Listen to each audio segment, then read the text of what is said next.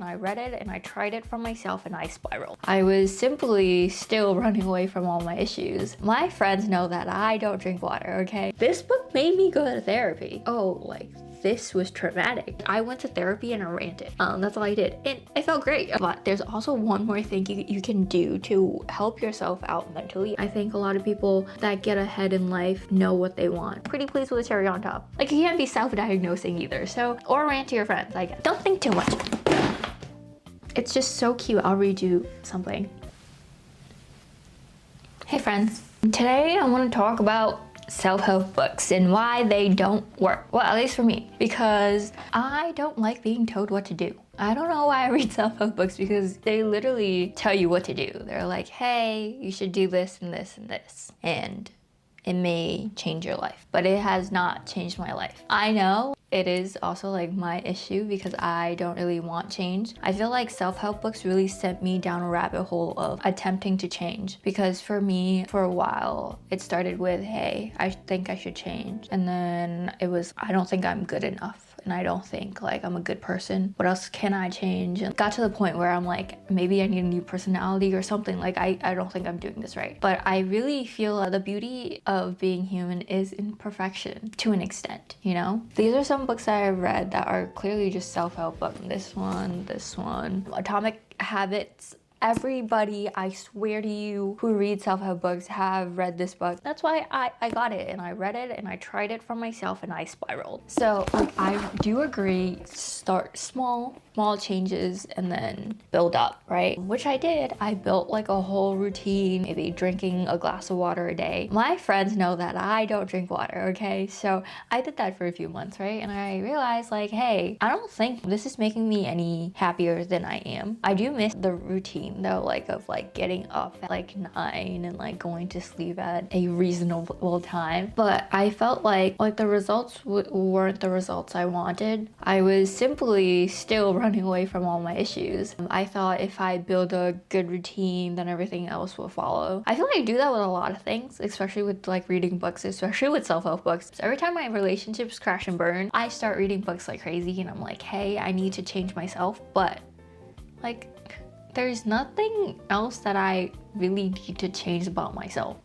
Also, it's allergy season, so like, dude, I have a stuffy nose. Today we're going to talk about some books that are helpful and are interesting, okay? The first book I need you guys to read, if you don't read any other books, I recommend, please, this one book. It's called Maybe You Should Talk to Someone. I think, right, this book made me go to therapy. Not really, but kind of. Like, it was also part of, I told you, like, I want to be a therapist, so I went to therapy to see, like, hey, do you think I can be a therapist? I really liked being reciprocated. I think the biggest issue with me in therapy before was, number one, I thought I was not accessible because, dude, it's pricey if you really boil it down. Number two, it was, I like being reciprocated. But after going to therapy, I realized, hey, there are some accessible ways to get therapy. Universities, so like they do take insurance and stuff, and some insurance do cover therapy to an extent, you know? So it's not as unaccessible as I thought it would be. And number two, I think the one thing about therapy that people get wrong, especially like for me at least, was your therapist is your therapist. They're not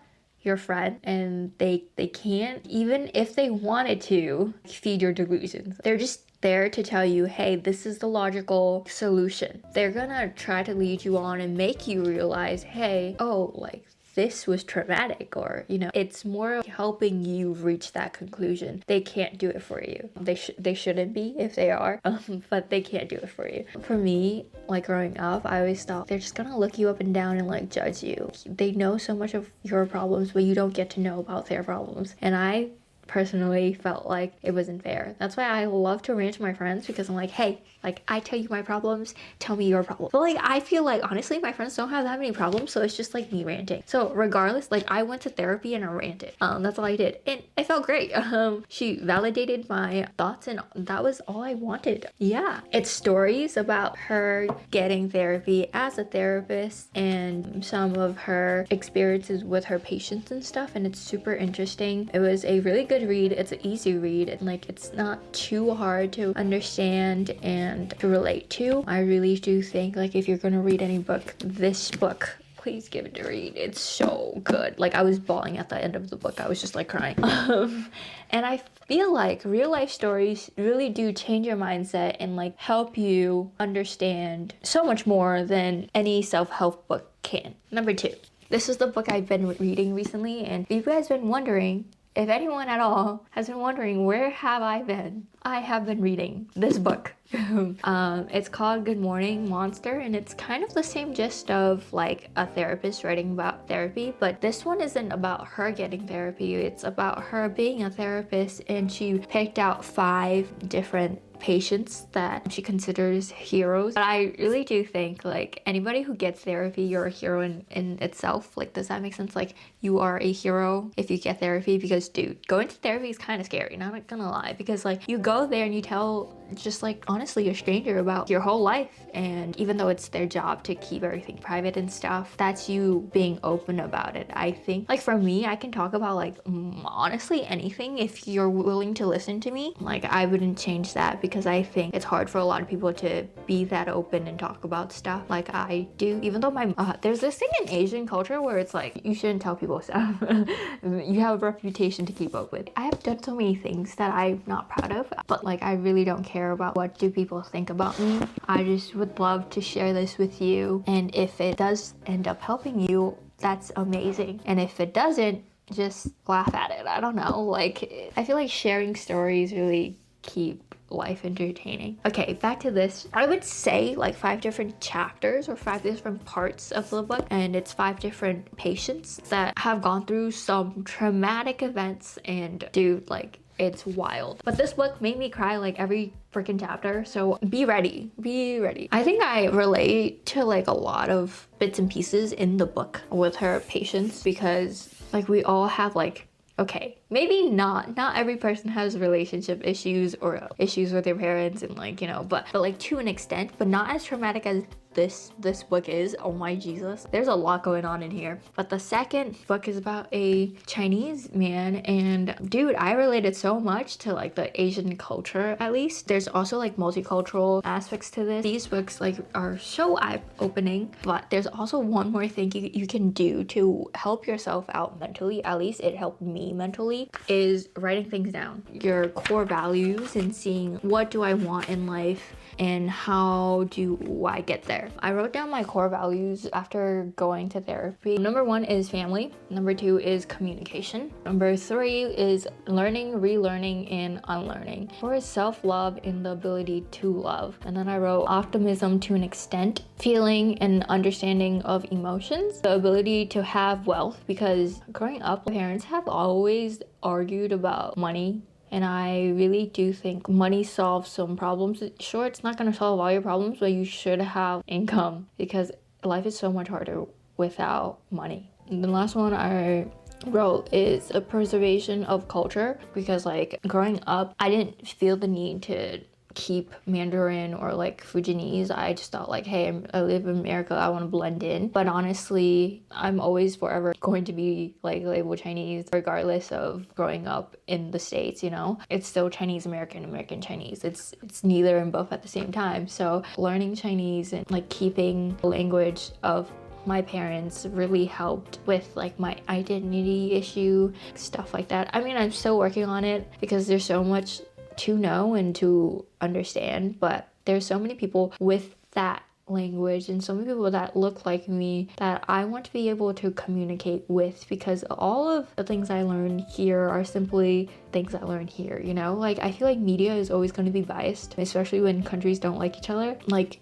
you need to experience life for yourself. And I think the easiest way to make connections with other people is knowing their language. And I really do think listing down goals. I'm telling you, list down goals. Like if you don't have some, make some, because it helps, dude, it helps. Like growing up, my only goal was to graduate college, and then after that I was like, what am I gonna do with my life? Because that was my only goal in life. And for a little while I was like, dude, like I really don't know what I want in life. It wasn't great. And then I wrote down like things I want to do. I thought of some stuff like writing a book, which I I'm trying. Guys, I'm on like 40 pages. It takes some time, okay? But having those goals, starting to work towards those goals gets you moving. My life is so stagnant right now that it's like, come on. Fast forward please. But it's a process, and I think like I need to start learning to enjoy this process. And I really do think having goals will get you ahead, give you some motivation in life. I feel like the first step of getting ahead is knowing what you want. I think a lot of people that get ahead in life know what they want from like a young age. Say they're very, hey, I want this, or I want to do this for the rest of my life, or that's enough for you to keep going. These books really do give you an example of how to do that. The whole process of realizing, hey, yo, I have some dissolved issues. Okay, now what? How do I cope? How do I move on? What do I want in life? But I really do think you should read this one first, then this one, because the stories in this one they're kind of traumatic. So read this book, please. Please, please. Pretty please with a cherry on top. I really think it helped me. So I really hope it can help you guys, you know? There's a few other books that I want to talk about real quick. So if you're having some relationship problems, this book, it's called Single on Purpose. I read this book a while ago and it was quite interesting. I forgot if this guy was a therapist too. Yeah, he's a therapist too. I love reading books by therapists. I feel like they're able to give you perspectives. I love being able to analyze myself too, and they do just that. If you're in relationships nonstop, never really gave time to improve on yourself and like really grow as a person, I really do think this book might help you. But the thing is, like for me, I don't know why I read this book, because I'm the most single person you can find. I'm telling you, dude. I have not dated at all. This book called 40 Days of Dating. So this one is like kind of like his story about he was in a lot of relationships, and later how he realized, hey, this isn't healthy. This book is called 40 Days of Dating, like an experiment. The guy and the girl, they all wrote their feelings during this time, and this book also has like their annotated notes, which is like super fun to read. It's fun to see the two different sides. They're like dating each other, and you get both sides of the story. What the girl wants and what the guy wants was pretty different. If you do have some relationship problems, I feel like you might enjoy these two. But like if you have serious relationship problems, maybe get therapy. I do think like it's a lot of times you just need someone to point you somewhere, you know? Like we can't do that alone. Especially from the first person perspective, there's a lot of things that like it's hard to come to terms to. You can't be self-diagnosing either. So, or rant to your friends, like whatever floats the boat, I guess. Floats your boat, whatever. What's that phrase called? Oh, song. This is a book I got at Savers because I'm broke. It's called 50 Psychology Classics, and it's 50 books which they broke down. Literally on the title it says who we are, how we think, and what we do. It's just like insight and inspirations from 50 books. They also like tell you about the author, really like straight to the point, which I love. This book I am currently trying to read, haven't gone far. I read like 5 pages. It's called I'm Okay, You're My Parents. I feel like a lot of the parent-child relationship, it's kind of complicated because like compared to the stories here, like our problem isn't really any problems, but it's just like hard to communicate as a child because you'll forever be their child, which is like great, cool, thanks. But it's like when you're growing up, you want different things and they don't understand, and it's hard to get your point across if they don't want to listen, you know? So like I have yet to apply it, but the first chapter was interesting. Keep you guys updated. All right, and then I want to leave you guys with 2 books that are just fun to read. And if you're thinking about getting your friends or family any type of books, I think these 2 are great gifts. The first book is called Pillow Thoughts. It's just so cute. I'll read you something. I will not bandage all your wounds. I will not kiss all your bruises. I will not admire all your scars. Instead, I will watch you as you bandage yourself and mend all your bruises and wear your own scars, because you are your own hero and all your sadness is yours. And I would love you because of it all. Isn't it so cute? Cute poems that really warm up the heart, and it's super short. If you don't like reading, it's not a hard read at all. This book is called The Comfort Book. It's by the same author that wrote The Midnight Library, which I haven't read, but it's super cute too. I think this is like less poems, more just paragraphs. I'll read you where I left off. The title is Happiness. Happiness occurs when you forget who you're expected to be and what you're expected to do. Happiness is an accident of self-acceptance. It's a breeze you feel when you open the door to who you are. I feel like these books are so comforting. I think for me, at least, I always wanted books to solve my problems, and clearly they're not gonna solve my problems. But the books that are worth reading are the ones that, well, how other people overcame stuff and like the things other people have gone through. I think those are what inspire me the most. Also, like, don't think too much.